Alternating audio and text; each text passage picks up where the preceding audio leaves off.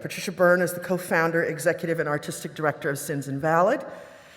Byrne's training is in clinical psychology, focused on trauma and healing for survivors of interpersonal and state violence.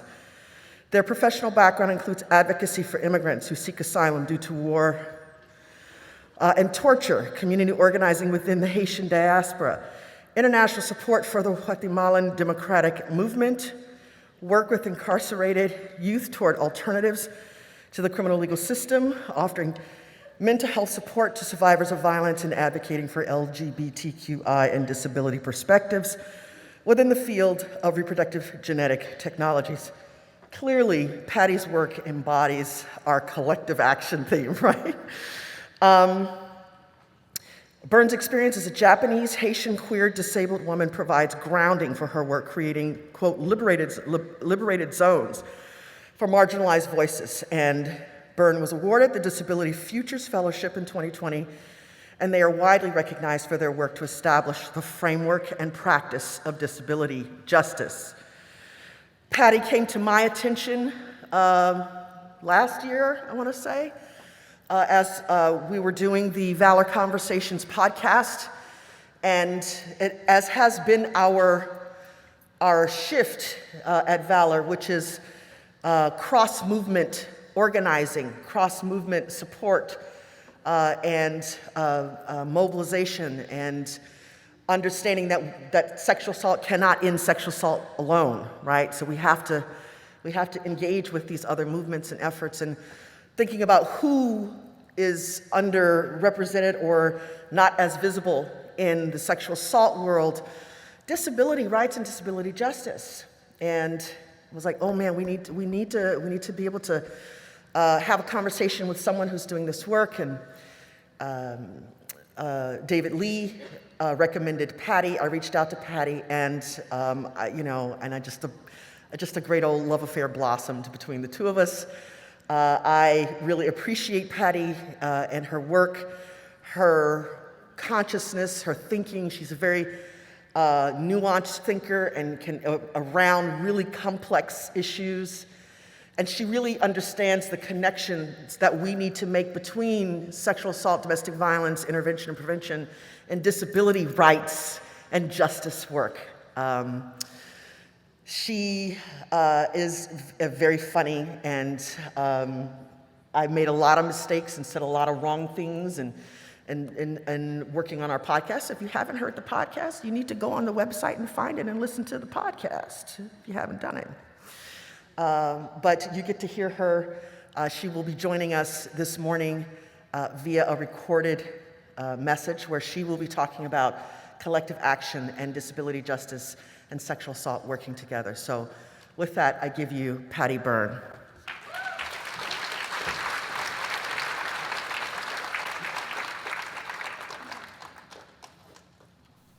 Hi, everyone.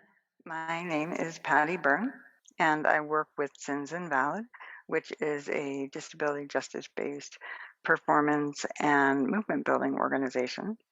And when Leah invited me to speak, I was thrilled because I think it is so critical that as many people as possible understand that people with disabilities are in every sector.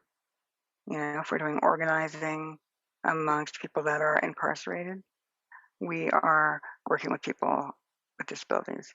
If we are working with folks that are, working with their bodies on the land, perhaps as field workers, we're working with people with disabilities. We are in every sector and also constitute our own community, kind of like queerness, If we're both everywhere and our own community. That's not geographically defined, although there are places you can find us clustered more. So it's really important to me that people that work with survivors of sexual violence understand that a framework that we use at Sins Invalid is disability justice, not to be confused with disability rights.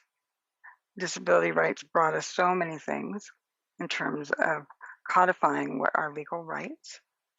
And from that stems disability justice, where we're looking for liberation for all communities, led by disabled people of color, Black disabled people, Indigenous disabled people who are working and poverty class, disabled people who are queer, trans, non-binary, folks that are typically pushed out of both disability rights and other social justice movements. So disability justice really strongly asserts what we all already know, right? That all bodies have strengths and all bodies have needs. And so this idea is kind of an assumed in many ways, but we don't always respect that, you know? And when we think deeply about it, disability justice is about bodies and justice for all bodies, right? Including people with disabilities. But, you know, many bodies have been medicalized and marginalized as a result of, you know, racism and white supremacy. Many bodies have been, you know, pushed aside and rendered, quote, invalid because of the medicalization of, you know, birth, and under what conditions are we allowed to retain autonomy, right, over childbearing. You know, speaking to the reproductive justice components of, you know, our fights these days. We can't forget that many people that are incarcerated are giving birth under very, very restricted environments and, you know, literally chained. And we have to know that many people that are in carceral settings, be they jails or prisons or detention, are people with disabilities. And I want to just, you know, give a few stats to underscore this. 32% of people in federal prisons and 40% of jail inmates report having at least one disability. And this is from the US Department of Justice, Bureau of Justice statistics, right? So these are folks that are not like, you know, inclined to like wild over-reporting. Like these are folks that are going to underreport, right? So, you know, nearly 2 in 5 state and federal prisoners had at least one disability in 2016.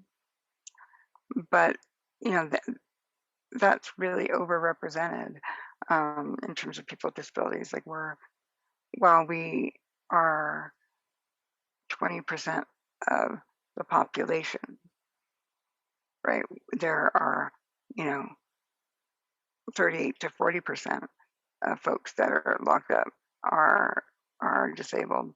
And that includes people that are ambulatory, people with visual impairments, people with cognitive disabilities. And, you know, oftentimes that will be part of why someone was incarcerated to begin with. If someone didn't understand the, you know, what the police were saying, or didn't move quickly enough, right? So disability oppression is also called ableism. And ableism isolates us and invisibilizes us, right? So even though there's this huge representation of people with disabilities that are locked up, because of ableism, we don't see that. We tend not to aggregate those statistics. And you know, I'm emphasizing this because I know folks that are here some folks do work with people that are locked up, either in a jail setting or in, a detention setting. And so we need to think about then how do we provide rape crisis services for someone that needs time to think slowly when there are guards present that are like, come on, come on, come on, hurry, hurry, we need time to think about, or we need to think about people who may, for example, um, have little access to their meds. And so they are, because when you're locked up, you don't get meds on a schedule. You're lucky to get them at all, right? They say drink water. If something's wrong, drink water. So, if someone is, having either a, a psych, perhaps someone with a psych impairment that needs their meds but hasn't had them, when they are trying to, and this is like, for example, someone that's, in a manic episode, right? That person is functionally disabled and is not going to be able to interact in the same way around an assault that may have occurred prior to the being locked up or even while being locked up. And so, what extra supports do we need to make sure to have in place in order to work with someone in that context and in that condition? I mean, I feel like disability justice really asks us, how can we respect the strengths and the needs of everybody? And that includes us as like, people that do service provision, right? Like, how can we get the support that we need? Like, if someone is not, a trained social worker, LCSW, whatever, and they're working with someone who has significant, psychiatric distress, then maybe we need to, bring in a team, bring in a team member and not be so proud that we don't want to ask for help, and feel like this person's needs are something that like I don't fully understand. So can you come in with me? Can we partner up to do this visit? Or can we partner up to, do, for example, at, some gynecological exams. It The staff there is not prepared for me and my body. They've never met someone who's a chair user, who also uses a mechanical lifter, and they're like, well, we can help you. There's 2 of us here, there's 3 of us here. We can support you. Oh yeah, I'm gonna get injured. No. I, I bring in the folks that I usually work with, who know my body and who can help me onto a gynecological table. And let me tell you, the best of the gynecological tables are still not accessible for somebody with a mobility impairment. It's very difficult. So, if someone is having a rape exam and, has any kind of impairment, be it we know it's hard for everyone, right? For any survivor. But if there's the added level of a history of being medicalized because of a disability, a history of being not heard because of your disability, if there's a history of the medical environment itself being dehumanizing, being abusive, we need to be aware that we are there to be an advocate for our client, right? Not an advocate for the doctor who's making a demand or an advocate for the guard that's yelling. And people try to, I've seen it so many times where, the doctor tries to basically rope someone in to advocate for them when I bring them to help me.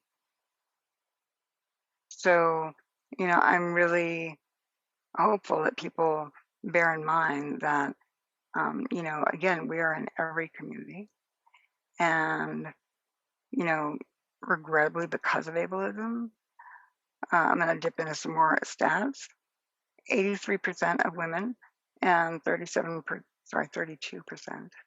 of men with developmental impairments have been sexually assaulted. 83%. An estimated 70% of women with a variety of disabilities have survived a sexual assault. And like most survivors, people with disabilities know the perpetrator, right? We know this is true for all survivors.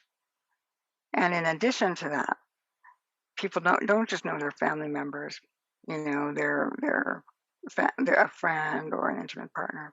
We also have people in our lives who we know well that are, people might call them PCAs, personal care attendants, or, um, a care network.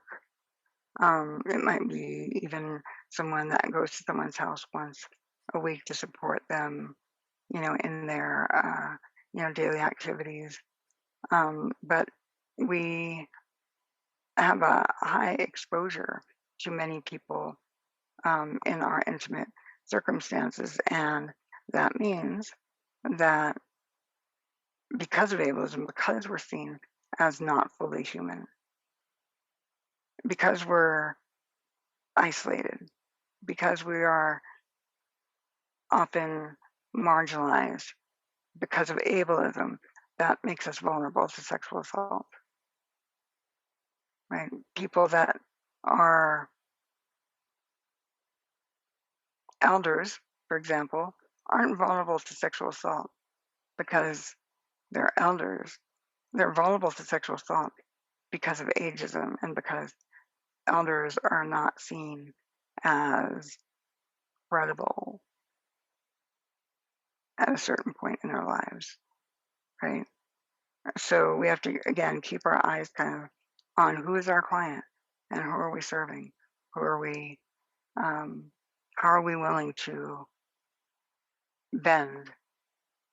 Whose access needs are being served? And we can hold these needs collectively. It doesn't have to be just one person, right? Like if we have a client that has needs we can't meet, well, that's